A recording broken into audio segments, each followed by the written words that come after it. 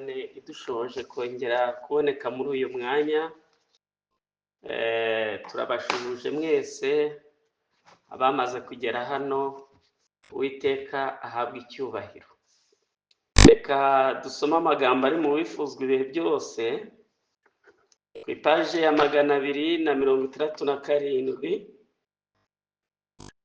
hanyuma dupfukame dusenge. 267, ku badahuje igitabo muraza kubirebera mu cyigisho cya 33. Reka dusome n'ingingo ya 2. Haranditse ngo Imana si ihumisha abantu cyangwa ngo inangire imitima yabo, iboherereza umucyo wayo kugira ngo ikosore amafuti yabo no kubayobora mu nzira itunganye. Iyo wanze uwo mucyo nibwo amaso ahuma n'imitima ikanangirwa. Rimwe na rimwe ibyo biza buhoro buhoro ndetse ku buryo butagaragarira amaso. Umutima umurikirwa n'ijambo ry'Imana ikoresheje abakozi bayo cyangwa se ikoresheje umwuka wayo wera. Iyi mirasire y'umucyo yirengagijwe, kumenya iby'umwuka birahondobera nk'uko igikorwa gishyashya cy'umucyo kiba kititaweho. Nuko umwijima ukabudika kugeza n'aho umutima urohama mu ijoro ricuza umwijima. Ibyo nibyo byabaye ku batware b'Abayuda bamaze kwemezwa ko Kristo yambaye imbaraga z'ubumana, ariko bifuza kurwanya ukuri. Bitiriye Satani umurimo ukorwa n'umwuka wera. Uko niko bishutse bo ubwabo maze bishyira mu bubata bwa Satani. Reka dupfukamye dusenga Imana.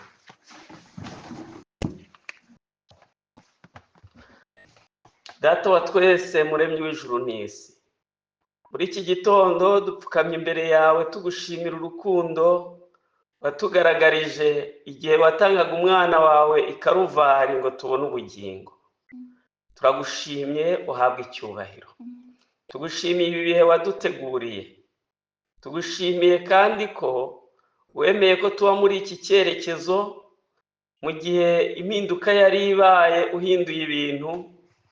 Wemeye yuko iby'inyamaswa yari ikoze, humura amaso yacu turabibona, kandi utwereka iki cyerekezo, udushyiraho uburyo bwo guhura. Nabyo turabigushimiye. Turi mu bihe bidasanzwe rero, duciye bugufi cyane tugusaba Data wa twese kugira ngo usuke umwuka wawe, uhagararire ijambo ryawe, usobanurire buri muntu wese ingingo z'ingenzi. Dore Satani yagabye ibitero ku butumwa bwiza, ariko kuko ari wowe wabushyize mu isi kugira ngo buzahure umunyabyaha, n'ubundi turakwinginze, reka imbaraga y'ubutumwa bwiza yinjire mu mutima wose uri aha. Twishyize mu maboko yawe, uduhe kumva no kumvira, tubisabye mu izina rya Yesu, amen.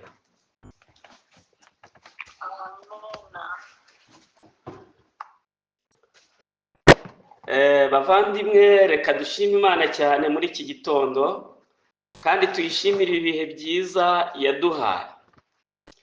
Turi mu gihe kidasanzwe, turi mu gihe ibya buri muntu wese birimo birafatirwa imyanzuro.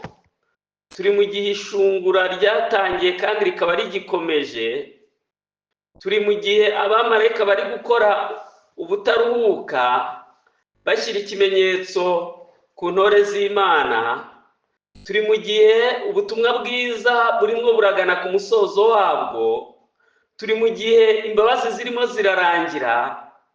Turi mu gihe ntabona uko musobanurira igihe cyahanuwe, igihe giteye ubwoba, igihe buri muntu wese yari akwiriye gufata umwanya wo kwicara agatekereza.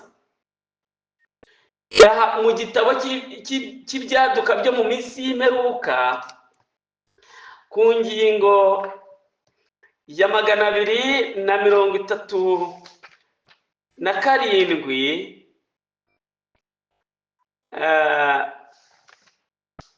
reka dore ku ngingo ya 235 ho baravuze ngo niba harigeze kubaho igihe gutekereza byimbitse byari bikwiriye buri wese mu bubaha Imana, icyo gihe ni iki? Turi mu gihe buri muntu wese yarakwiriye kwicara agatekereza, akisubiramo, akisanisha n'ibyanditswe byera, kuko turi mu gihe gikomeye cyane ntabona uko mbasobanurira abavandimwe. Aha barakomeje baravuga ngo ari nacyo gihe kwera kwa buri wese ku giti cye ari ingenzi. Kwera kwa buri wese ku giti cye, iki ni igihe buri wese yarakwiriye gutekereza mu buryo bwimbitse kandi agashaka ukwera ku giti cye. Hakagombye kwibazwa ngo ndi igiki? Inshingano yanjye n'umurimo wanjye ni ibihe muri iki gihe kidasanzwe? Mbese ndi gukorana nande? Ni Kristo cyangwa ni umwanzi? Buri mutima niwicishirize bugufi imbere y'Imana, kuko iki gihe tugezemo ari igihe cy'umunsi ukomeye w'ihongerero, kandi nabwo ibya benshi biri gusuzumirwa imbere y'Imana, kuko basigaje agahe gato ko kuguma mu mva zabo, aho ubwishingizi bwanyu nyakuri bushingiye si ukwizera mugaragara ko mufite, ahubwo ni ku miterere y'ibyo mukunda. Mbese aho urusengero rwo mu mitima rwejejweho ibyaha byarwo? Mbese ibyaha byanjye byaratuwe kandi narabyihannye imbere y'Imana kugira ngo bihanagurwe? Mbese aho naba nicira urunkwiriye? Mbese naba niteguye kwitambaho igitambo icyo ari cyo cyose, ndetse n'ibitambo byose kubwo kumenya neza Yesu Kristo? Mbese aho buri gihe niyumvisha ko ntari uwanjye bwite, ahubwo ko ndi umutungo w'umwami, ku murimo nkora ari uw'Imana nkaba ndi uwayo wese? Iyi ngingo isoreza ku kibazo, ariko ndagira ngo nawe utekereze muvandimwe, kuko turi mu gihe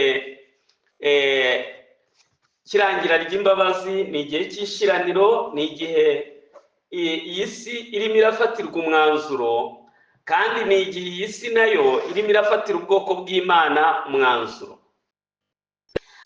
Turi rero muri ibi bihe bidasanzwe by'ivugurura, kandi nta yindi ngingo twerekejeho cyane ni umutima w'ubutumwa bwa marayika wa gatatu, gutsindishirizwa n'ubuntu kubwo kwizera. Aya magambo dutangije ni umuburo kandi ni insanganyamatsiko mu cyigisho kigiye gutambuka. Imana si ihumisha abantu cyangwa ngo inangire imitima yabo, iboherereza umucyo wayo kugira ngo ukosore amafuti yabo no kubayobora mu nzira itunganye. Ndagira ngo mbabwire bavandimwe, muri ibi bihe bisoza amateka y'isi, niba hari ingingo Satani yarwanije kurenza izindi, ni ingingo yitwa gutsindishirizwa n'ubuntu kubwo kwizera. Niba hari ingingo abantu batavugaho rumwe, iyi ngingo yo gutsindishirizwa n'ubuntu kubwo kwizera iri ku isonga. Nk'Abadivantisite b'umunsi wa karindwi, twizera Bibiliya n'umwuka w'ubuhanuzi. Niba hari itorero ryahawe umucyo, ni itorero ry'Abadivantisite b'umunsi wa karindwi, dore ko ari naryo torero ryahanuwe rizasoza amateka y'isi. Umuja w'Imana yarivuzeho byinshi, ndetse na Yohana ku kirwa cy'Ipatimo aryitegereje mu gihe yitegerezaga ibihe 7 itorero rizanyuramo, aribona mu gihe gisa n'ikirawodokiya. Ubukristo bw'akazuyazi, ubukristo buvanze n'ubupagani, ubukristo bwo kwiyemera, ubukristo budaca bugufi. Mu gihe rero babonaga ibi, iri torero imana yari igenewe ubufasha bwose kugira ngo rizabashe kurangiza urugendo rwaryo. Bimwe mu bufasha ryahawe ni Bibiliya n'umwuka w'ubuhanuzi, ni imvura y'umuhindo ndetse n'iy'itumba, ni ubutumwa bw'abamarayika batatu. Muri iki gitondo rero ndagira ngo nkubwire ikintu Satani yagabyeho igitero n'igihe itorero ryari rigitangira urugendo rwaryo.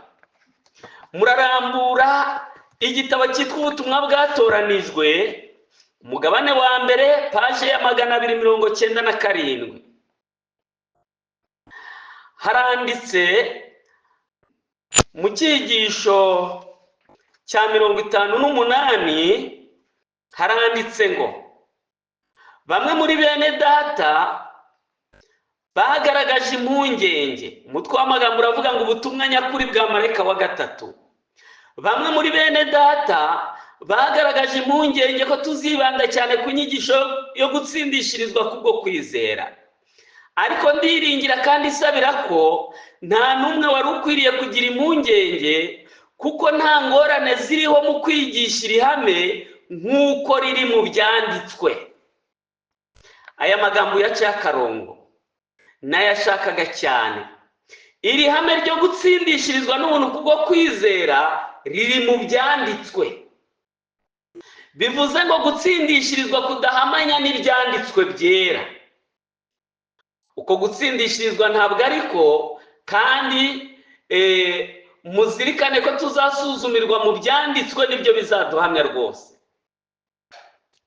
Bamwe baba bafite inyigisho bagiye bakomora mu madini atandukanye ya giprotesitanti, ukumva ko kwakira umwuka wera arinda imbaraga izaza, ukumva ikujeho igakora ibintu bidasanzwe, ugatitira, ukavuga indimi cyangwa se n'ibindi, nk'uko mwagiye mubyumva muri aya madini.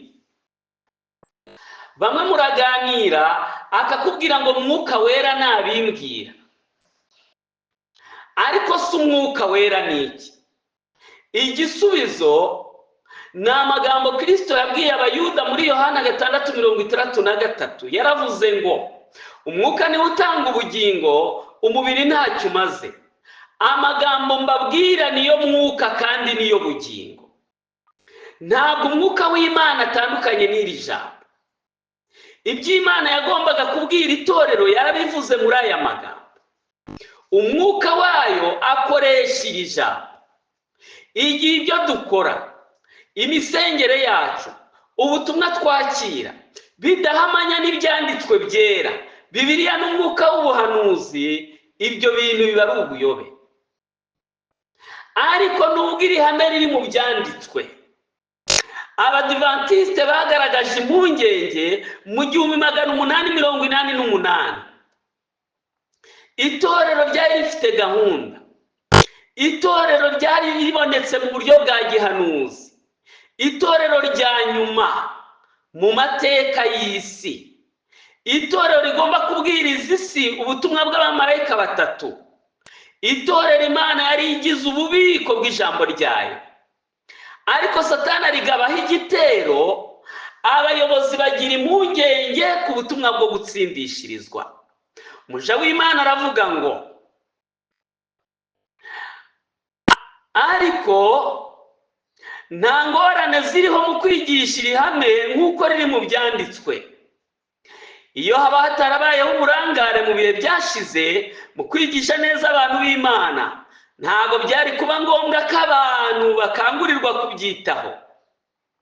Amasezerano akomeye cyane kandi y'igiciro twahawe mu byanditswe byera yarengejwe amaso mu buryo bwose, nk'uko umwanzi wo gukiranuka yari yagennye ko bikwiriye kubaho.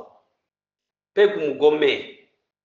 Satani yari yagennye ko bikwiriye kubaho, kandi koko bibaho.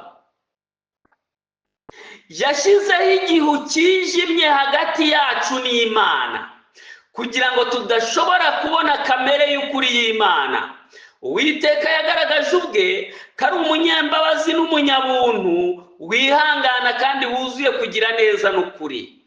Benshi baranyandikiye babaza niba ubutumwa bwo gutsindishirizwa kubwo kwizera ari ubutumwa bwa marayika wa gatatu. Nanjye mbasubiza ngira nti ni ubutumwa bwa marayika wa gatatu mu by'ukuri. Impamvu mpereye kuri aya magambo, ndagira ngo subize ibibazo bibiri abavandimwe babajije kandi ryihutirwa. Ikibazo cya mbere ni ikibazo nakomoje ejo mu gihe nihutaga mu cyigisho kivuga ngo mbese abantu bari mu idini ntibashobora kubabarirwa. Igisubizo natanze nahuranije ni ikivuga ngo hoya. Ndagira ngo rero mubwire impamvu nakoresheje iri jambo hoya, ntibashobora kubabarirwa. Ntabwo bashobora kubabarirwa, nongere mbisubiremo. Kubera ko tubisoma mu byanditswe byera, kandi ubutumwa dusohoyemo bujyanye n'igihe cyacu bukaba ari nako buvuga. Ntabwo rero dusobanura ibintu dukoresheje amarangamutima, nta nubwo dusobanura ibintu dukoresheje uko tubyumva, ahubwo turasobanura dukoresheje ibyanditswe. Kandi nawe uzagenda usuzume niba ubasha kuhagera, urebe ko hari umuntu n'umwe ushobora kubabarirwa. Habaye iki? Byagenze bite? Mbese Yesu yahagurutse ku ntebe y'imbabazi? Ndagira ngo muhe igisubizo rero ngikuye mu byanditswe. Yesu aracyari ku ntebe y'imbabazi, kandi aracyababarira umunyabyaha umushaka wese. Ndetse no kuri uyu mugoroba, mushiki wanjye wari ufite gushidikanya, ndetse twagiranye ikiganiro gikomeye, muha n'inama yo kujya ku mavi. Ejo nimugoroba yanyandikiye ambwira ko saa 9 z'ejo z'amanywa Imana imubabariye, ashima Imana, ambwira ngo nifuza gusobanurira noneho abantu batazi uko Imana ibabarira, uko umuntu akwiriye kubabarirwa. Ari na hano ku murongo azabibabwira. Rero iki nacyo ni igihamya kitwereka ko Yesu akiri ku ntebe y'imbabazi. Ariko se koko umuntu uri mu idini ashobora kubabarirwa? Igisubizo nababwiye hoya. Rero ndagira ngo mbabwire impamvu, kandi tuyisoma. Nusanga ibintu nkubwira byanditse kandi bikaba bihuje n'ubutumwa dusohoyemo bwa marayika wa gatatu mu ijwi rirenga, ndagira ngo wite ku ngingo ndibuza gutindaho ijyanye n'ubu butumwa, icyo buhamagarira abantu muri iki gihe kidasanzwe. Buhamagarira abantu iki rero? Iyo dusomye mu gitabo cyitwa Abahanuzi n'Abami ku ipaji ya 97, umuja w'Imana yagerageje kwerekana uko bizaba bimeze muri iki gihe n'uko ubutumwa buzatangwa. Haranditse ngo mu murimo uheruka Imana izakora ku isi, amahame ngenderwaho y'amategeko yayo azongera yererezwe. Imyizerere y'ikinyoma ishobora kuganza, icyaha n'ubugome bishobora kugwira, urukundo rwa benshi rushobora gukonja, umusaraba w'i Karuvari ushobora kwirengagizwa, kandi umwijima umeze nk'igicucu cy'urupfu ushobora gukwira isi yose. Imbaraga zose ziriho zishobora kurwanya ukuri, hashobora gucurwa imigambi mibisha ubutitsa kugira ngo ubwoko bw'Imana burimburwe. Ariko mu isaha yo kurimbuka gukomeye cyane, Imana ya Eliya izahagurutsa abantu bazatanga ubutumwa butazigera bucecekeshwa. Ijwi ryo gucyaha gukomeye rizumvikanira mu mijyi ituwe cyane yo ku isi, ndetse n'ahantu abantu bageze kure cyane bavuga amagambo arwanya isumba byose. Abantu bashyizweho n'Imana bazamagana ubumwe bw'itorero n'isi bashize amanga. Abantu bashyizweho n'Imana muri iyi saha bazamagana ubumwe bw'itorero n'isi bashize amanga. Mu gihe umuja w'Imana yandikaga ibi, yabonaga ikigeragezo gikomeye cyane ku bwoko bw'Imana. Ni igihe itorero rizaba ryihuje n'isi. abana b'Imana bo bagomba kwamagana ibi bintu. Icya kabiri, bazavuga bakomeje bahamagarira abagabo n'abagore kureka kubahiriza gahunda yashyizweho n'abantu, ahubwo bakurikize isabato nyakuri. Bazabwira amahanga yose bati nimwubahe Imana muyihimbaze, kuko igihe cyo gucira abantu urubanza gisohoye. Muramye yaremye ijuru n'isi n'inyanja n'amasoko. Ngubu ubutumwa buheruka Imana yashyize ku isi. Ngubu ubutumwa bujyanye n'igihe cyacu. Igihe itorero ryihuzaga n'isi, Imana yahagurukije abantu bamagana ubumwe bw'itorero n'isi bashize amanga. Ubu butumwa turongera dusome nanone mu gitabo cy'ibyaduka byo mu minsi y'imperuka. Iyi ngingo ndashaka kugira ngo rwose nyitindeho kandi bize kumvikana rwose. Ubu butumwa buri mu byahishuwe igice cya 18. Ubutumwa buri mu byahishuwe igice cya 18 ni ubutumwa buvuga ibijyanye no kugwa kwa Babuloni ndetse no guhamagarira abantu kuyisohokamo. Ku ngingo ya 734 haranditse ngo, nk'uko byavuzwe mu gice cya 18 cy'ibyahishuwe, ubutumwa bwa marayika wa gatatu bugomba kwamamazanywa imbaraga ikomeye n'abatanga umuburo uheruka uhanganye n'inyamaswa n'igishushanyo cyayo. Uyu muburo uheruka, ubu butumwa bwa marayika wundi mu ijwi rirenga, ni ubutumwa bwiyunze mu butumwa bwa marayika wa gatatu. Ni ubuhamagarira abantu kureka kubahiriza gahunda zashyizweho n'abantu. Ni ubutumwa buhanganye n'inyamaswa n'igishushanyo cyayo. Inyamaswa urayizi ni ubupapa. Igishushanyo cy'inyamaswa ni urwiyunge rw'amadini. Ni igitorero ryihuje na leta, ryo ubwaryo riba riremye igishushanyo cy'inyamaswa. Ibi bihamya ni byinshi. Mu gihe rero ibi ngibi byabagaho mu itorero ry'Abadivantisite, ndagira ngo mbabwire ngo itorero ry'Abadivantisite ryari rigeze ku rugero ryahanuriweho byabaye mu gihe cy'Abayuda. Turasoma ubutumwa bwatoranijwe. Ubutumwa bwatoranijwe umugabane wa mbere. Muri hanganya ndakoresha ibihamya cyane. Muri ubu butumwa bwatoranijwe umugabane wa mbere, icyigisho ni cya 361, paje ya 309, haranditse ngo, itorero ryasigaye rihamagarirwa kunyura mu mibereho isa n'iy'Abayuda, kandi umugabo wo guhamya ukuri ugendera hagati y'ibitereko by'amatabaza 7 by'izahabu, ufite ubutumwa bukomeye bwo gushyira abantu, aravuga ati ariko rero mfite icyo nkugaya. Ibi ni ibyavuzwe ku itorero ry'Abadivantisite, niryo torero ryitwa abasigaye. Ryahanuriwe ko rizanyura mu gihe gisa n'icy'Abayuda mu gihe cya Isiraheli ya kera. None se mu gihe cy'Abayuda ibintu byabaye ni ibiki? Ndagira ngo mubyumve ibintu byabaye mu gihe cy'Abayuda ni impinduka yabaye kuri iri torero, ariko bamwe ntibabimenya.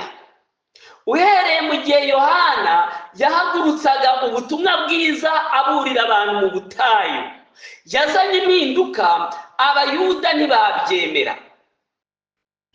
Iyi mpinduka yagaragazaga ko imirimo mu rusengero yari irangiye. Iyi mpinduka yagaragazaga ko ibitambo by'Abayuda byari birimo bigana ku musozo. Igihe rero Yohana yahamyaga Kristo aje, agerageza kubaha amahirwe ya nyuma, abaha imiburo, bisoza inzu yabo bayisigiwe ari umusaka. Urupfu rwa Kristo rwahamije yuko ibyashushanyaga Kristo byose mu buturo bwera birangiye. Umwenda wari ukingirije ahera n'ahera cyane watabutsemo kabiri, ugaragaza ko imirimo yo mu rusengero irangiye. Igitambo cyacitse umutambyi cyagaragaje ko imirimo y'ibitambo irangiye. iyi mpinduka ntibigeze bayemera. Iki rero cy'abayuda bakigereranije n'igihe cyacu. Ndagira ngo wumve impinduka yabaye uko ibintu byo mu rusengero byarangiye, Imana ikava mu buturo abantu bitaga ubuturo bwera, ikava mu nsengero ikerekeza mu butayu. Ndagira ngo mbabwire rero ahantu Imana yavuye, ahantu Umwuka Wera yavuye, ntabwo hashobora kuboneka ibimenyetso byo kubabarirwa.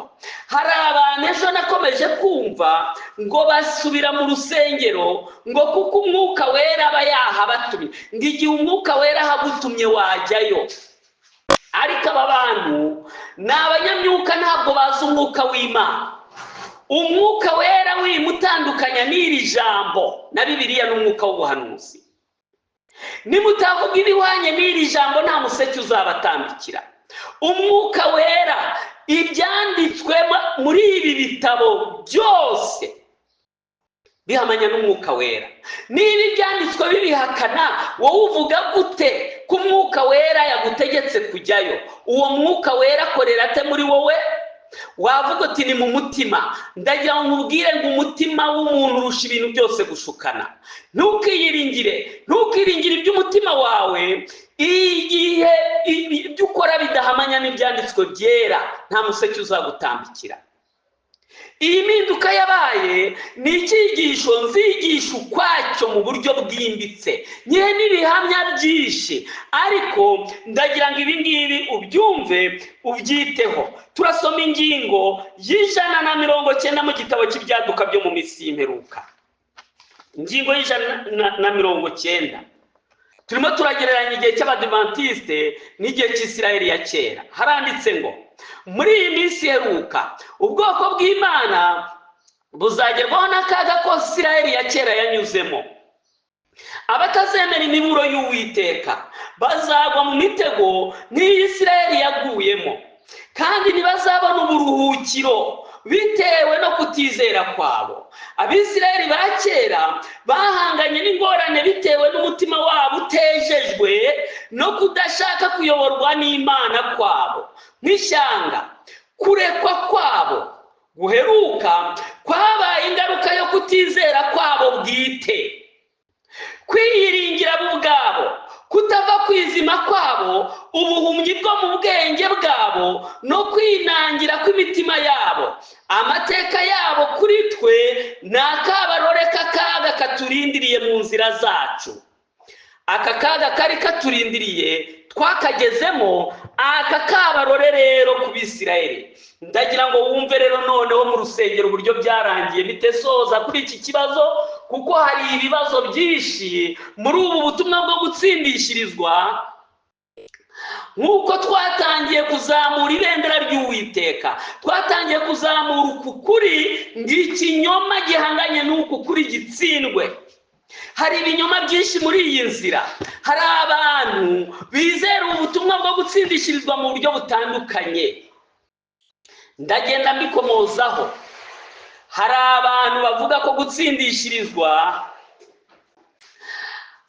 ari ingingo ibaho, ariko hakazagira ikindi nanone kimeze nko gutsindishirizwa ngo kikaba gisa no kuva mu gituro. Iyi nyigisho y'umuzuko, inyigisho yo kuva mu gituro, nayo ndibuze kuyikomozaho. Muri ubu butayu Satani yagabye ibitero ku ngingo yo gutsindishirizwa. Umva, hari igihe mbura ukuntu nabivuga. Bavandimwe, mufate Bibiliya zanyu n'umwuka w'ubuhanuzi. Igihe ibintu mwizera bidahuje n'ijambo ry'Imana, ntabwo ibyo bintu ari ukuri. Niyo mpamvu turimo tuzamura ibi bihamya, tuva ku gihamya tujya ku kindi, tukubwira ibintu byabaye. Kandi ndagira ngo uce bugufi usabe Mwuka w'Imana gusobanurire, we wisobanura ibintu kubyumva. Niba ibintu Imana yarabivuze mu byanditswe, niyo mpamvu wabisobanura kubyumva. Kurikira inkingi y'igicu, kurikira inkingi y'umuriro, kurikira umwana w'intama hajya hose. Wikomeza kohereza amasengesho ahantu Imana yavuye, wikomeza kwizera ibintu bidahuje n'ibyanditswe. Ubutumwa dusohoyemo nibwo tugomba gukurikiza. Ni ubutumwa bwa marayika wa gatatu mu ijwi rirenga. Ubu butumwa ahantu bwerekeje itorero ryayo ni mu butayu, ni mu matsinda. Imana ntabwo igikorera mu nsengero. Ibi bintu ndi kubivuga nunze urutoki hejuru kuko bihamanya n'ibyanditswe byera. Ibyabaye ku Bayuda rero ndagira ngo urambure intambara ikomeye. Ibi bintu ndagira ngo bisobanure muri iki gitondo, wenda icyigisho cy'uyu munsi kibi cyo gusobanura ibintu no gusubiza ibi bintu kugira ngo mujye ku murongo Imana yifuza ko tujyaho. Wikomeza guhangana n'ibyanditswe, wikomeza gutera imigeri ku mihunda, wikomeza kumva ibintu mu njyana y'ibintu byarangiye. Mu gihe cya Kristo umugabane munini w'Abayuda wakomeje imirimo y'ubutambyi mu gihe ibintu byari byararangiye. None muri iki gihe cyacu bimeze bite? Paje ya 431. Aha hari igihamya n'ubundi kivuga ibintu byabaye ku Bayuda gisa rwose n'ibintu bigomba kuba ku Badivantiste, ariko bakanavuga n'impamvu. Kuri iki gihamya haranditse ngo igihe Imana yavaga ku ishyanga ry'Abayuda, abatambyi na rubanda ntibabimenye. Hariko abantu bitwa abatambyi. Muri iki gitabo n'ubundi havuzwe ko ubu butumwa bwo kugaruka kwa Kristo ntibwahawe abayobozi ba rubanda mu by'iyobokamana. Abantu babikije iby'agakiza kabo pasitoro, abantu bahanze amaso umuntu. Ndagira ngo mubwire ngo ibyo bintu byararangiye kandi Imana yabifunze mwese mubireba. Buri wese agiwe, nta kuvuga ngo ndi umuyobozi, nta gutanga amategeko yo kuvuga ngo urayobora itorero. Byarangiye Imana ishyiraho ikimenyetso gifatika.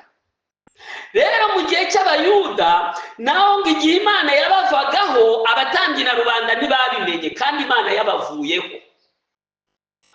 Nubwo bari mu butware bwa Satani, babaswe n'ibyo bararikiye biteye ubwoba, nyamara bo bagikomeje kwibona nk'abatoranijwe n'Imana.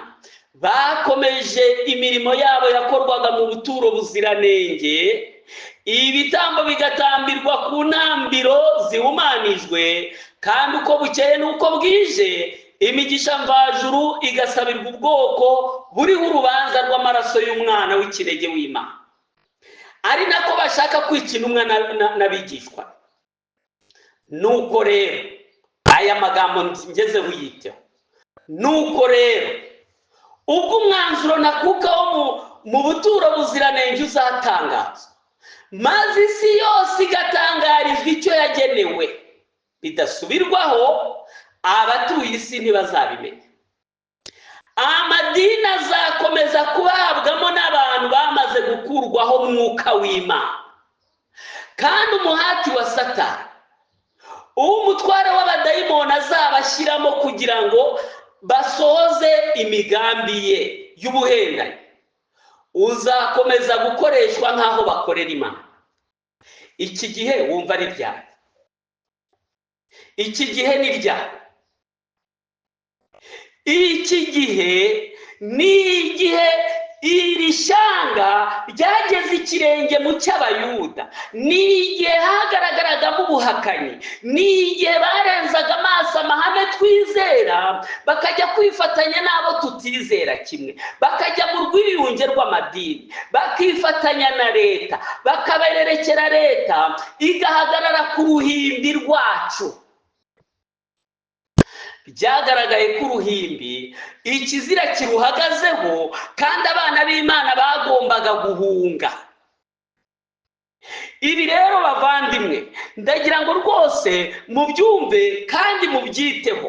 Mu gihe umuja w'Imana yari yarabonye ibi ngibi, akavuga yuko igishushanyo cy'inyamaswa kizabera ikigeragezo gikomereye ubwoko bw'Imana, yabonye ko iki kigeragezo kizazanwa n'iki.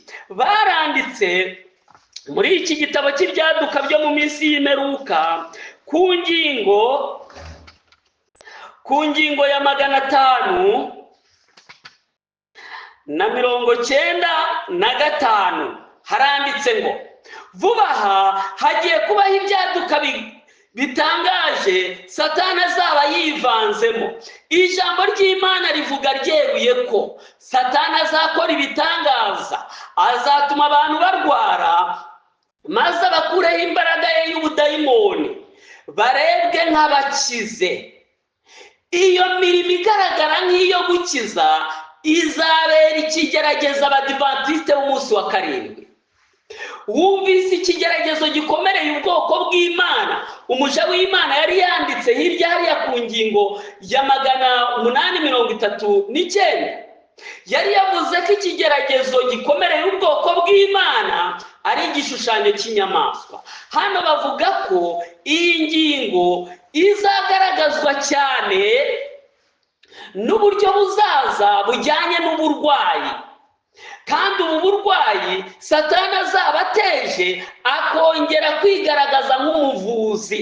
No mu ntambara ikomeye ipaje ya 414 bavuze uburyo Satani azasoza umurimo we. Bavuga yuko azateza indwara ndetse akanagerageza no kuzivura, azateza impanuka n'ibindi byinshi barondoye. Bavandimwe, ngaho ikigeragezo cy'itorero ry'abadivantisite cyatangiriye mu buryo bukomeye ni muri ibi bihe by'uburwayi. Ndongera asubiremo, azatuma abantu barwara, maze abakureho imbaraga y'ubudayimoni, barebwe nk'aho bakize. Iyo mirimo igaragara nk'iyo gukiza izabera ikigerageza abadivantisite b'umunsi wa karindwi. Ndagira ngo mbabwire bavandimwe, ibi bintu bya covid bitaraza, twari turi hamwe mu mwanya umwe mu nsengero tubwiriza mu bubyutse n'ivugurura, dusaba umwuka wera muri TMI, twese turi hamwe mu murimo w'ivugabutumwa. Ariko bigeze 2020 ibi bintu byahanuwe birasohora. Abayobozi b'itorero bagambanira ukuri, abantu bari bayobowe n'umwuka bari mu Mana neza nta buryarya.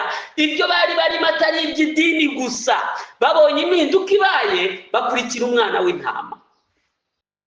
None se ko ibi bintu byabaye, Imana ikaba yaravuye mu nsengero, ikaba iri mu matsinda, ni gute wavuga ko mu rusengero abantu bashobora kubabarirwa? Ni gute wavuga ko Imana yagutumye mu rusengero yo yarahavuye? Ibi bintu ndagira ngo rero soze mbasomera igihamya kiri mu nyandiko z'ibanze. Kubyumva biragoye, amatwi ari mu rupfu ntabwo yumva. Na Daniyeli yabivuze, aravuga ngo abanyabwenge nibo bazabimenya. Ndimo ndasoza kugira ngo rwose werekeze aho ubutumwa bwiza buri. Ushobora kuhasanga ibintu byo gutwarwa, ushobora kuhasanga amavuna, ushobora kuhasanga karasisi, ushobora kuhasanga ibitaramo by'amakorari. Ariko muri ibyo byose n'abayuda barabikoze, nyamara mu buturo bwera ibintu byararangiye bo ubwabo barabibonye bakabimenya. Aha rero umuja w'Imana yavuze neza. Umva ibi bintu byongeye kubisoma nihuta, nutabyumva uraba ufite ikibazo mu mutwe wawe, nta nubwo uzigera ubyumva. Ibintu by'impaka ndajya nkubwire ngo bihagarike, kuko niyo ngingo tugiye gutindaho. Ku ipaje y'197 icyigisho cyitwa urufatiro rutajegajega. Ndahera hasi, nta nubwo soma byinshi, ndasoma ibintu gusa wowe ubasha guhita wumva vuba kugira ngo ubyumve. Nongeye kwereka igihe ubutumwa bwo kuza kwa Yesu bwa mbere kwabwirizaga. Yohana yoherejwe afite umwuka n'imbaraga nk'ibyo Eliya yari afite, kugira ngo ategure inzira ya Yesu. Abanzi ibyo Yohana yahamyaga ntibigeze bagira icyo bungurwa n'inyigisho za Yesu. Tega amatwi wumve uko barwanyije ubutumwa bwateguza gukuza kwe byabagejeje aho badashobora kwakirana ubwuzu igihamya kiruta ibindi cyerekana ko ari we Mesiya. Satani yateye abanzi ubutumwa bwa Yohana kugenda maze bagera kure cyane, kugeza aho banga Kristo ndetse baramubamba. Igihe bakoraga ibyo bishyizeho badashobora kwakirana umugisha wo ku munsi wa Pentekote, ari wo wari kubabashisha inzira ijya mu buturo bwo mu ijuru. Gutabuka k'umwenda wo mu buturo bwera byerekanaga ko ibitambo by'abayuda n'imihango yakorwaga bitazongera kwakirwa ukundi.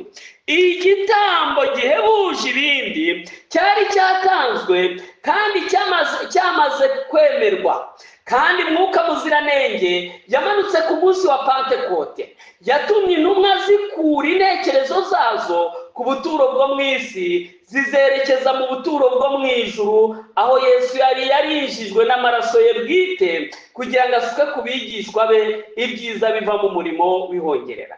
Nyamara Abayuda bari basigaye mu mwijima w'icuraburindi, bari babuze umucyo wose werekeye inama y'agakiza bagombaga kuba barakiriye, kandi bari bakiringiye ibitambo n'amaturo byabo bitagira umumaro.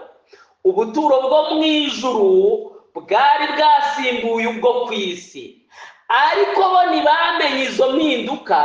Ku bw'ibyo rero ntibashoboraga kugira icyo bungurwa n'umurimo w'ubuhuza Yesu akorera ahera cyane. Urumva abantu bari basigaye mu buturo bwera, umurimo Kristo akorera ahera cyane ntacyo wagombaga kubamarira. None rero tugiye kureba mu gihe cyacu. Isubi ikurikira iravuga iby'igihe cyacu hasi gato. Abantu benshi barebana ubwoba bwinshi cyane uburyo Abayuda banze Kristo kandi bakamubamba, maze basoma amateka y'uburyo yasuzuguwe bikojeje isoni, bagatekereza ko bamukunda ndetse ko batari kumwihakana nk'uko Petero yabigenje, cyangwa ngo bamubambe nk'uko Abayuda babigize. Ariko Imana isoma imitima y'abantu bose yagerageje urwo rukundo bavugaga ko bakunda Yesu. Ijuru ryose ryitegerezanyije amatsiko uburyo ubutumwa bwa marayika wa mbere bwakiriwe. Ariko abantu benshi bavugaga ko bakunda Yesu kandi basesaga amarira igihe basomaga igitekerezo cy'umusaraba. Bahinyuye inkuru nziza yo kugaruka kwe. Aho kwakira ubutumwa babwishimiye, bahamije ko ari ubuyobe.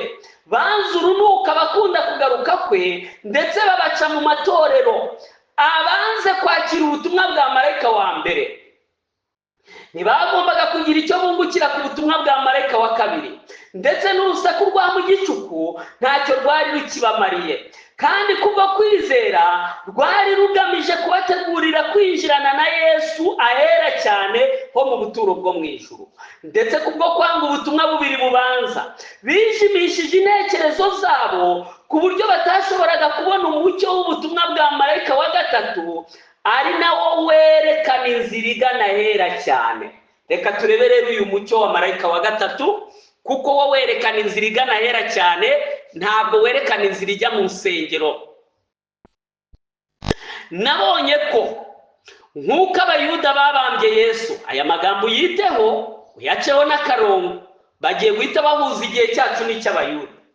Nabonye ko nk'uko Abayuda babambye Yesu, niko amatorero yitiriraga Kristo yabambye ubwo butumwa bw'abamarayika batatu, kandi ku bw'ibyo ayo matorero abayarimo ntibazi inzira igana ahera cyane, ndetse ntashobora kugira icyo yungurwa n'umurimo wo gusabira abantu Yesu ahakorera.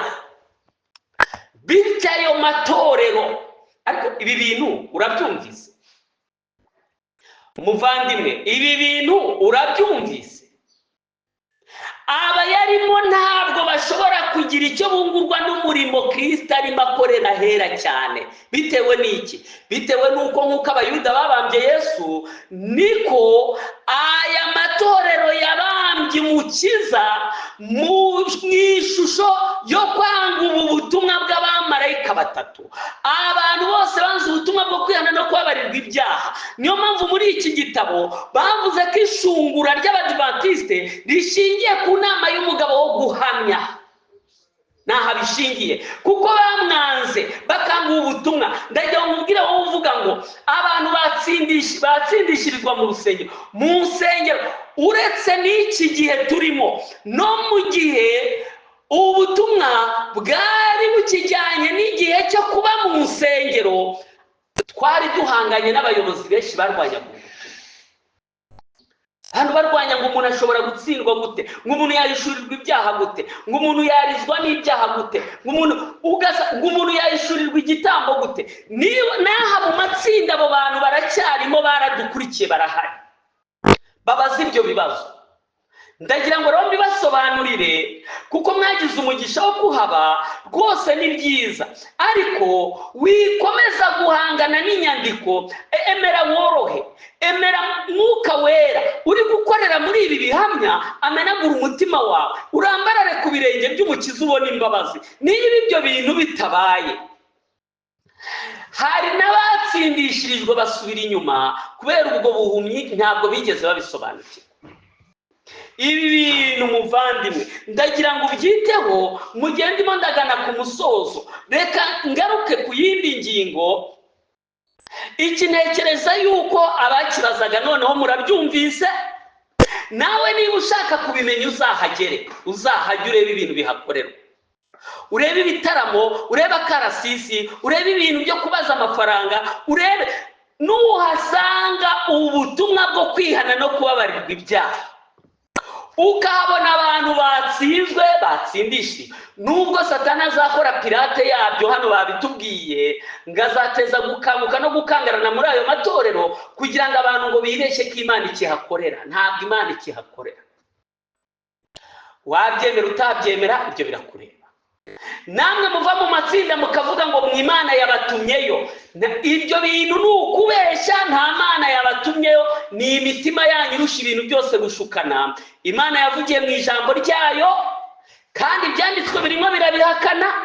Ahubwo tuzanira ibyanditswe bibyemeza ko igihe itorero rizaba ryihuje na leta, igihe itorero rizaba riri mu mpuzamadini, ko kujya kuhabwiririza bizaba byemewe. Ndagira ngo nkubwire ngo jyewe n'umwana wanjye ahagiye, umwana wanjye ahagiye, nakora ibishoboka byose nkatabara ubugingo bwe, kuko hano mu nyandiko ziba zavuze ngo baba abana cyangwa abantu bakuru ntibakajya aho hantu, kuko inyigisho ziyigishirizwa n'uburozi bwica. Elina White abyerekana yavuze ko ibyo bintu bihigishirizwa, ibyo bintu bizaba biri ku ruhimbi. Ingingo ya 644 yaravuze ngo benshi bazahagarara ku mpimbi zacu bafite urumuri rw'ubuhanuzi bw'ibinyoma mu biganza byabo, rwakongerejwe ikuzimu kwa Satani. Satani yigize nka marayika w'umucyo, ku buryo urumuri rwahakongerejwe rwaturutse ikuzimu kwa Satani. Ikuzimu ni hehe? Ni hano ku isi. Igihe rero ibintu bya hano ku isi, imibereho y'ab'isi, kwihuza n'isi, kwihuza na leta, ibyo bintu bihagaze ku ruhimbi, biba bisohoje ubuhanuzi bwanditse hano. Iyo avuga ngo benshi bazahagarara ku mpimbi zacu, avuga izihe mpimbi? Ni iz'Abapantekote? Ni iz'Abakatolika? Avuga impimbi zacu ni iz'Abadivantisite. Kuki akoresheje iyi mvugo? Wowe wumva ibyo bintu bizabaho ryari? Ibintu byarahindutse, wanga guhinduka. None n'ubutumwa bwakubashisha gusiga umuti ku maso, ukambika umwenda wera, wanze kubwumva. Nshuti yanjye, waciye bugufi. Niba urabaza ibibazo, zana ibihamya. Turakomeje no ku ngingo yo gutsindishirizwa, ariko mbere y'uko nkomeza, umuja w'Imana yavuze aya magambo akomeye mu butumwa bwatoranijwe. Mu butumwa bwatoranijwe, ariko reka tubanze dusome mu bifuzwa ibihe byose. Haranditse intambara no kujya impaka ntabwo ari byo bituma umutima usobanukirwa. Ni ku ipaji y'133 cyigisho cyitwa Nikodemo. Intambara no kujya impaka ntabwo ari byo bituma umutima usobanukirwa. Igikwiriye ni ukureba ukabaho. Nikodemo yarasobanukiwe, maze abika icyo cyigisho mu mutima. Guhera ubwo yagenzuraga mu byanditswe byera mu bundi buryo, atari ukujya impaka mu mvugo, ahubwo ari ugushaka ko umutima we ugirwa mushya. atangira kubona ubwami bw'Imana kuko yari yemeye kugengwa n'umwuka wera. Wige impaka, ahubwo reba niba ibyo uri kumva bihura n'ibyanditswe byera. Na Nikodemu ni iki cyatumye akira. Yatangiye kugenzura ibyanditswe akurikije amagambo Kristo yari amubwiriye ku musozi nijoro.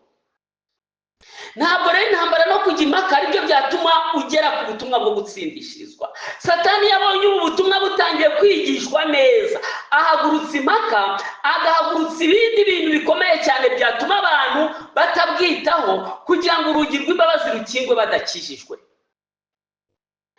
Rero ndagira ngo ngaruke ku yindi ngingo ivuga ngo umuntu arababarirwa ntabimenye.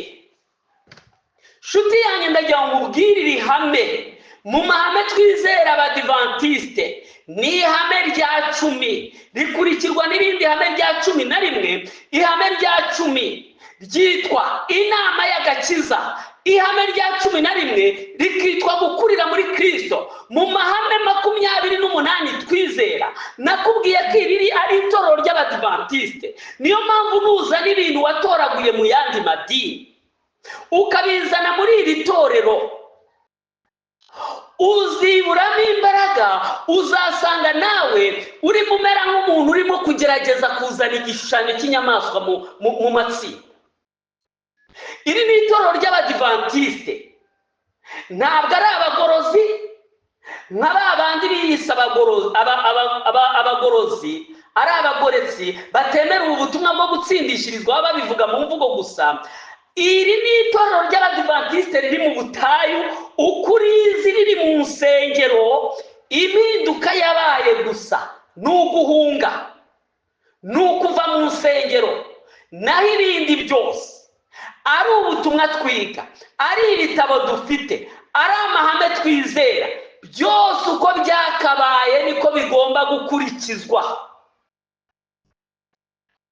Niyo mpamvu rero nshuti yanjye ngira ngo nkubwire ngo aya mahame twizera, niba uri muyahakana ntabwo uri umudivantiste, ntabwo uri umudivantiste.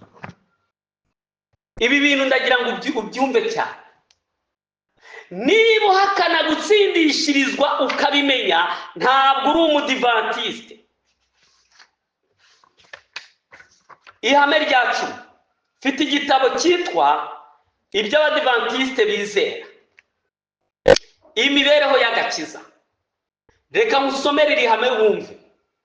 Kubw'urukundo rwayo rutagira iherezo n'imbabazi zayo, Imana yahinduye Kristo utarigeze akora icyaha kuba icyaha ku bwacu. Ndi ku ipaje y'124. Ni ihame rya 10. Kugira ngo binyuze muri we duhinduke abantu b'intungane b'Imana. Iyo tuyobowe na Mwuka Wera tumenya ubukene bwacu. Wabyumvise? Iyo Mwuka Wera turujeho, ikintu cya mbere umenya ni ubukene bwacu. Tukamenya kamere yacu y'ubunyacyaha, tukamenya ko turi abanyabyaha, tukamenya ibyaha byacu, tukihana ibicumuro byacu, tukabaho imibereho yo kwizera muri Yesu nk'umwami na Kristo uwatubereye incungu y'icyitegererezo. Uko kwizera kuduhesha agakiza guturuka ku mbaraga mvajuru y'ijambo ry'Imana, kandi ni impano y'ubuntu bw'Imana. Binyuze muri Kristo turatsindishirizwa, tukagirwa abahungu n'abakobwa b'Imana.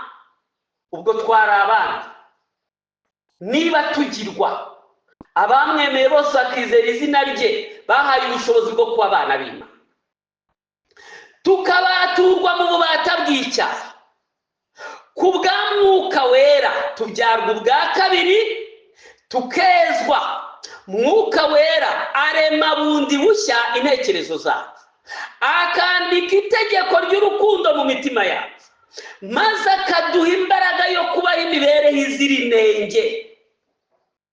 Iyo tugumye muri we duhinduka abasangiye kamere mvajuru, tukagira ibyiringiro by'agakiza kuri ubu ndetse no mu gihe cy'urubanza. Wabyumvise ko duhabwa na kamere y'Imana.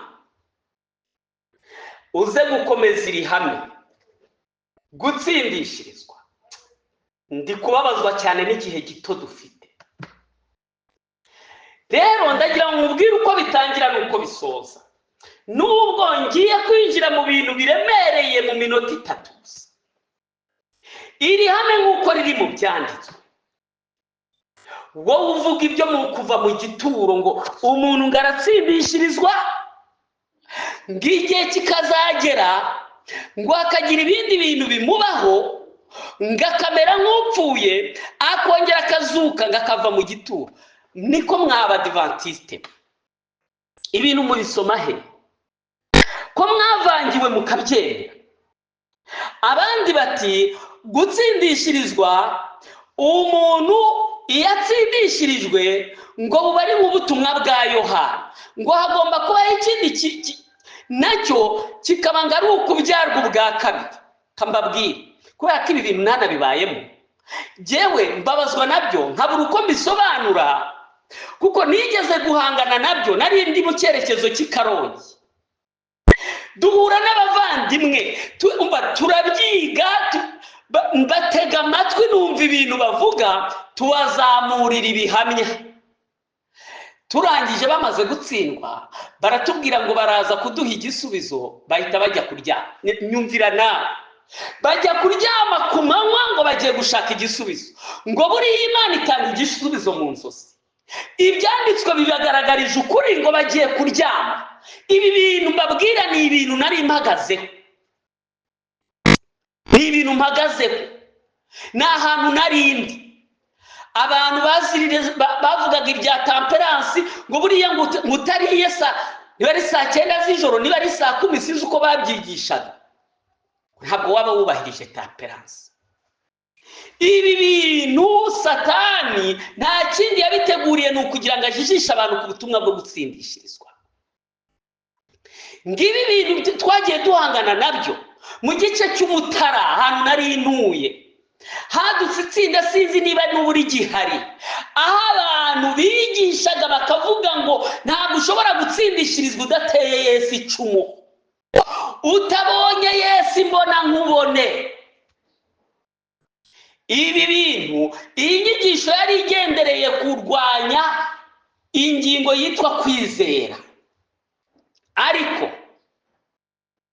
hari uburyo Imana yagaragaje mu ijambo ryayo, uburyo abantu bagomba kureba ku musaraba. Iyi ngingo nayumvisemo ikibazo, ariko ndagira ngo nkubwire uko abantu bahishurirwa Kristo bihura n'ibyanditswe byera. Ntabwo ari imbona nkubone, ntabwo ari ukumutera icumu, ahubwo nk'uko natangije igihamya mu cyigisho cy'ejo, ntabwo ari ubwoba bw'igihano cyangwa se ingororano z'iteka bitera abigishwa ba Kristo kumukurikira, ahubwo bitegereza urukundo rwe nk'uko rwagaragaye mu rugendo rwe rwa hano ku isi, uhereye mu muvure w'i Betelehemu ukageza ku musaraba w'i Karuvari. Babyitegereza bate? Ni mu byanditswe byera. Bashobora kumuhishurirwa binyuze mu byanditswe, uko ibyanditswe byamusobanuye. Rero mu gihe ibyanditswe byera byagusobanuriye uru rugendo, ukajya ku mavu usenga, Mwuka Wera azana bya bindi mu ntekerezo zawe, ukabona uburyo umwana w'Imana yababaye kubera ibyaha byawe, bikamena umutima. Ewe wanamuhishurirwa umwigisha rimwe arigisha. Mu gihe nzigisha Karuvari hano, nzahita mbabaza ikibazo ngo mwamubonye cyangwa ntimwamubonye, kandi uzasanga wamubonye, wamukurikiranye. None se ko ubu ngubu uri aho ngaho ntabwo ushobora kubona mu isoko ry'iwanyu? Nuko wahageze. Igihe uziga ibyabaye kuri Kristo, ukabona ko byamubayeho kubera ibyaha byacu, mu bwenge bwawe ugomba kubibona byanze bikunze. Ntabwo ari amaso y'umubiri. Nyamara izi nyigisho zitari iza Kidivantiste zagiye ziza muri ubwo buryo. Hari indi nyigisho rero duhanganye n'urwunge rw'inyigisho zirwanya ubutumwa bwo gutsindishirizwa, ariko ntabwo ukuri kuzatsindwa kuko kuri mu byanditswe. Hano tuhafite abantu bavuga ngo ntabwo umuntu ashobora gutsindishirizwa ngo abimenye. Abo bantu ni abanyadini. Idini naryo ntabona uko sobanura. Ibi ngibi twagiye duhangana nabo, gendagira ngo mbabwire ahantu nabwiririje mu gice cy'Umutara nakoze ivugurura, ndetse muri icyo gice cy'Umutara ni ahantu hitwa ni mu ntara ya Matimba, hari hayoboye umupasitoro witwa Ruhumuriza. Niba unaturanye nawe uzabimubaza, niyo mpamvu muvuze no mu mazina, kuko ibyo ngiye kumuvugaho ntabwo ari ibibi. Uyu mupasitoro yagerageje kurwanya ubutumwa bwo gutsindishirizwa, ariko kuko bari bafite urugero rwo gushaka abantu, umubare bari barabahaye w'urugero bagomba kugezaho rw'abantu bazabatizwa, bageragezaga gushaka ababwiriza bari bafiteho amakuru, bafite impano zituma habatizwa abantu benshi. Rero ayo makuru nanjye yari ayanziho, ngira ngo Pasiteri Bikorimana wari hano kuri uru rubuga abiziho, narindi mu ntara yayoboraga, nuko twakoranaga arabizi, n'abantu babatizwaga arabizi uko babaga banga. Rero Ruhumuriza aramusaba ati wamfashije ukampa Hakorimana akaza rwose nanjye akamfasha nkareba ko natsinda uru rugero. Arampamagara, njya gukora amavuna rero mu gace k'ahantu bita, maze no kugenda mpibagirwa, mu gace k'ahantu bita nimpibuka ndaza kuhababwira. Nagiye gukora y'amavuna, ariko bakagira iminsi yari yarakopeye mu ntara yacu. Uyu Pasitoro Bikorimana yari yarashyizeho umunsi umwe mu kwezi wo gusenga no kwiyiriza ubusa intara yose igaterana. Nawe yari yarabikopeye rero abishyiraho. Noneho uwo munsi uza kugera ndimo ndabwiriza muri ako gace.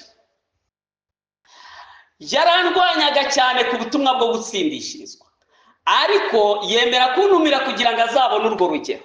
Yaje gutumira rero muri ayo materaniro Pasitoro Munyazirinda ngo azaze kuyobora amateraniro y'intara yabaga rimwe mu kwezi.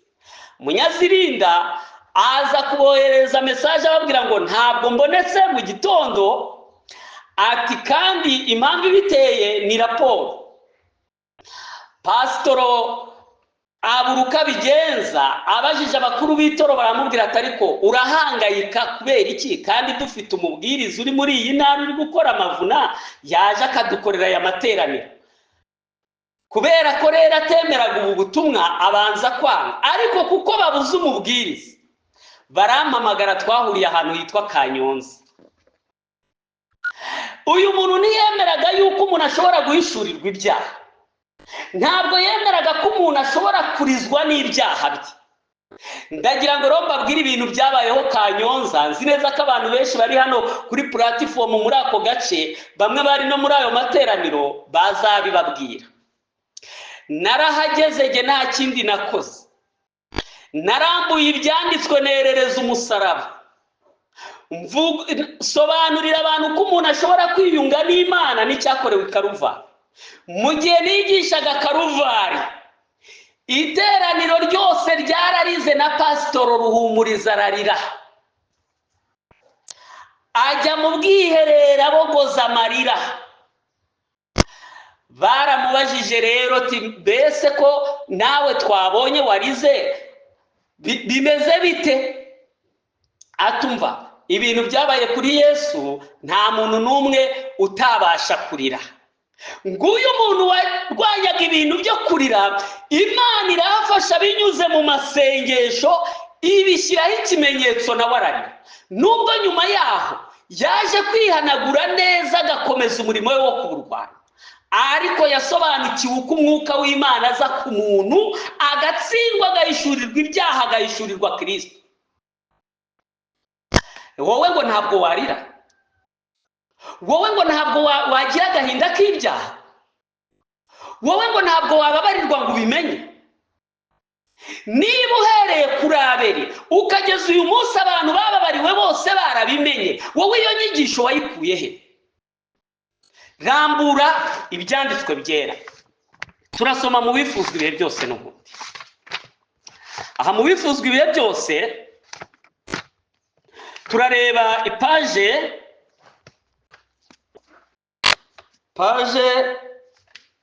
y'ijana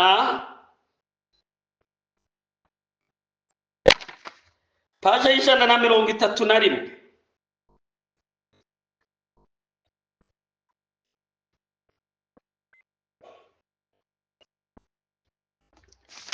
Ihute cyane tuhagere.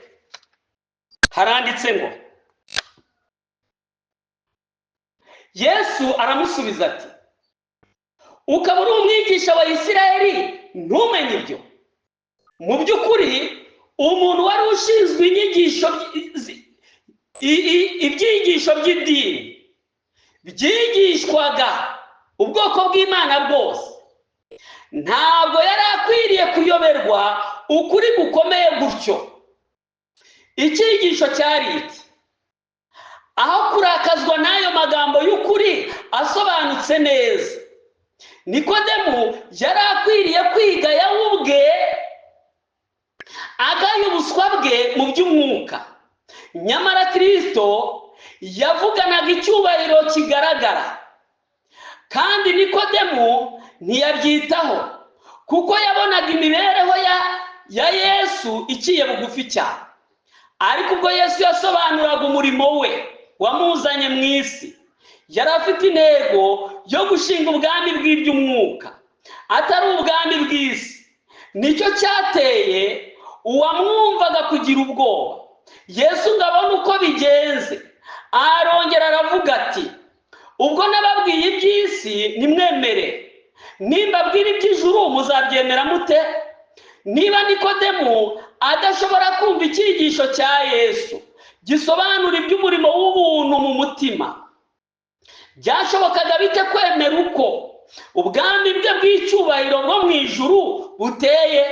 Niba adashobora gutandukanya kamere y'umurimo wa Kristo hano ku isi, ntabwo bizamushobokera gusobanukirwa n'umurimo we w'ijuru. Nta rwitwazo ku buhumyi bwa Isirayeli yagombaga kugira birebana n'umurimo wo kubyarwa ubwa kabiri. Yesaya ayobowe n'umwuka wera yaravuze ati, kuko twese twahindutse abanduye, kandi n'ibyo twakiranutse byose bimeze nk'ubushwambagara buteye ibizinga. Muvandimwe, ngana ku musozo bitewe n'igihe, turasubukura mu gitondo, noneho turarambura neza ingingo zo gutsindishirizwa, turebe niba ko kutabimenya. Nawe uzatubwira ibyo bintu ahantu wabikuye, kandi ndagira ngo mbabwire abantu bazatsindishirizwa mwese muri ibi byumweru bibiri, mukwiriye kuzahamiriza bagenzi banyu uko umuntu ababarirwa nuko mwabimenye. Ndagira ngo rusubize iki kibazo. Hano kuri uru rubuga turi abantu benshi cyane, mbese ni bangahe batsindishirijwe bakabimenya? Nibazamura ikiganza cyabo turebe uyu muntu wakomeje kubimbaza, arebe niba koko hari abantu batsindishirijwe bakabimenya. Bazamura ikiganza. Ngayo nguko, ni bangahe batsindishirijwe bakabimenya? Dore umubare ni mwinshi cyane, ni mwinshi cyane w'abantu hano batsindishirijwe bakabimenya. Ko mbona ugiye gusigara uri wenyine, waciye bugufi ukemera ubutumwa bwiza, nawe ukababarirwa ko imbabazi zigiye kurangira. Iyi nyigisho wayikuye ko ari inyigisho ya Kidivantiste, ko biri mu mahame twizera, ko biri muri Bibiliya n'umwuka w'ubuhanuzi? Kuki wowe wumva ko utabimenya? Ni gute Imana yakubabarira ntubimenye? Iyo Mana yaba ari Imana imeze ikakubwira ngo ndakubabariye, iyo mana wowe ntubimenye. Dufite imana ivuga, yavugiye mu byanditswe, ewe binyuze mu kwizera. Ndabisobanura mu gitondo mu buryo bwimbitse, nibyo ndi buhereho. Izi nyigisho zose zo kuva mu gituro, izi nyigisho zose bagiye bazana muri ubu butumwa zose zizahirima. Tuzafata uku kuri tukwegereza ibi binyoma, nzi ko ibi binyoma bizahirima, kandi nawe ubihagazemo hunga udapfa, imbabazi zigiye kurangira. Ndakwinginze wikomeza kurindagira mu isaha ikomeye y'ishiraniro. Tugiye guhagarara ku rugamba rukomeye. Niyo mpamvu umuntu wese akwiriye kwakira ubu butumwa neza, akakira imvura y'umuhindo igahindura ubugingo bwe, ikeza urusengero rw'umutima. Mwuka wera mu mvura y'itumba akahatura, akaguha imbaraga yo guhamya. Reka dushime Imana muri iki gitondo, tuyishimire ko iduha amahirwe yo kumva. Mwuka wera gushoboze kumvira mu izina rya Yesu. Reka dupfukame dusenge Imana. Urakoze Data mwiza, tugushimiye urukundo rwawe, tugushimiye imbabazi zawe, tugushimiye ko iby'agakiza utabigize ibanga. Nta buhumyi bwa Isiraheli, byose byarumviswe. Wemeye ko ubutumwa bwongeye kwererezwa mu mfuruka enye z'isi. Duciye bugufi ngo imbaraga yawe ibwerereze kandi ikomeze gutsinda imitima. Turagushimira bamaze gutsindishirizwa, ukomeje kugaragaza ko uri umunyampuhwe n'umunyambabazi, kandi ukomeje kurengera ukuri kwawe ubihamisha gukorera mu mitima y'abana bawe. Reka rero no kuri uyu munsi, reka imbaraga yawe ikomeze ikora umurimo muri iyi mitima. Wavuze ko kwizera guheshwa no kumva kukazanwa n'iri jambo. Dore barumvise ndetse baratsinzwe, barasobanukiwe. Reka rero ubashoboze gukura amaso ku bitagira umumaro, gukura amaso ku madini, gukura amaso kuri bagenzi babo. Ubashoboze guhanga amaso ntama w'Imana ukuraho ibyaha. Ndakwinginze Nyagasani, hagarikira umurimo wawe. Dore twebwe turi inkewe, turi mu butayu, ndetse nta nubwo turi hamwe twaratatanye, ariko wadushyiriyeho ubu buryo kugira ngo ubashe gukomeza kuburira isi. Ndakwinginze rero, reka marayika wundi yumvikanisha ibi bintu neza mu mitima y'abakeneye kubyumva. Twishyize mu maboko yawe, abagiye kwirirwa mu rwiherero bagushaka ubiyereke, abatsinzwe ubatsindishirize, abafashe icyemezo cyo kukwiyegurira ubakire mu biganza, kandi abakurwanya urwanya imitima yabo, abari mu rujijo umwuka wera bakure mu rujijo, abakomeje kumva ko ari abakire batunze ntacyo bakennye, ndetse bakumva ko ari abigisha b'abandi, bashoboze guca bugufi bigire ku birenge by'Umukiza. Urakoze Nyagasani, tugushimiye kuri kumwe natwe, tugushimiye kandi ko ukuri kwawe kutazigera gutsindwa. Kabone nubwo abana bawe bazaba bageze no muri gereza, ukuri kuzaba kugitsinda. N'igihe abana bawe bazaba bicwa, ukuri kuzaba kugitsinda. Turakwinginze, reka imbaraga yawe itwuzure, udushoboze kuvuga dushize amanga, kandi udushoboze kwihanganira ibitugerageza. Tubisabye twizera mu izina rya Yesu, amen.